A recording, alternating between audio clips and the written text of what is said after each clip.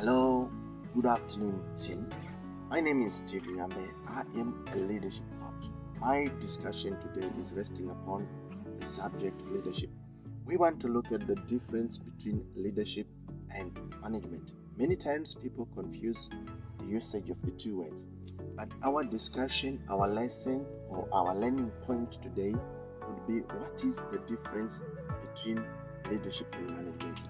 Maybe to simplify the matter, to make it simple, to make it something that can be consumed in a manner that is easy, is we need to look at what does the word leadership mean from its origin.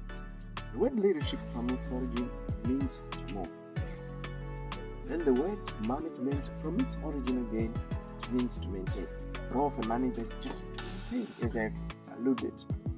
Then the role of a manager is to help move the organization from point A to point B. So when you are appointed as a leader, when you are appointed to run an organization, the basic part of the things that you're supposed to do is to just move from point A to point B. We are saying movement in terms of sales, we are saying movement in terms of revenue, we are saying movement in terms of the organizational culture. Because our belief and our understanding about the subject of leadership is the role of a leader is that he's supposed to be a change agent, to change the way things has been done. We don't accept the way things has been done and move in that manner. When we come in an organization, when a leader comes, the most important part is to bring change, is to give change, is to ensure that the organization has been made better. People in that particular organization has been made better. Even the customer service of that organization has improved. The revenue side, the culture side, you name it.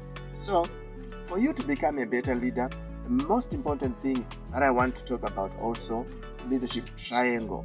When I'm talking about the leadership triangle, I'm basically talking about three things.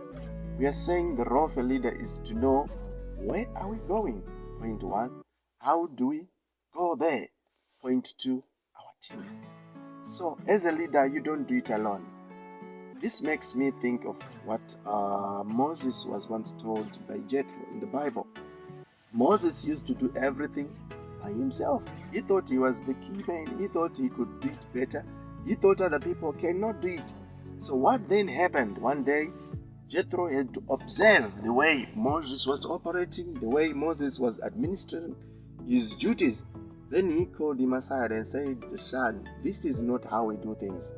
We need to involve others." The role of a leader basically is to make himself irrelevant by bringing other people so that they can assist him to achieve the goals of that particular organization, of taking that company, of taking that business from point A to point B. So he told him, just have men around you, 70 men that you can work with. Leadership is about working with others. Leadership is not a lone ranger game, but it is a game where you just need to understand that you need to work with others. So he told him, work with others. Moses, don't just be a lone ranger. Bring a team, mold a team, develop a team, and then ensure that the things that you are able to do, just take the key things, just take the strategic ones, and then leave operational, leave the minor things to the men that are around you. In leadership, we believe that 80% of the things that you do as a leader can be done by the person that is right behind you. Your assistant, the person that occupies the next office from yours, is able to do 80%. So if he is able to do 80%, then why should you bother yourself by doing everything? You need to delegate. So there is a tool that a leader is supposed to use, and that tool is called delegation. But we should also know that there is a difference between delegating and also dumping. The leader is there to know, to understand the organizational culture, the way people would operate, so that he don't sound like somebody who is dumping work.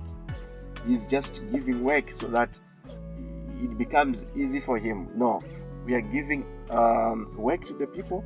We are giving accountability. We also delegate even the responsibility we delegate the credit also. What do I mean by delegating the credit? I'm saying when your teams do a superb job, an excellent job, it is the duty of the leader to go behind and let the team flourish. But how many of us are capacitated?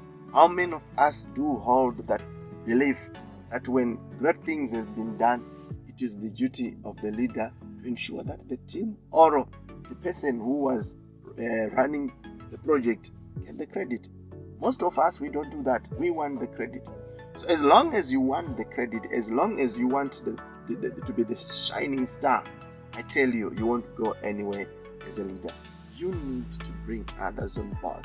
You need to bring the best people.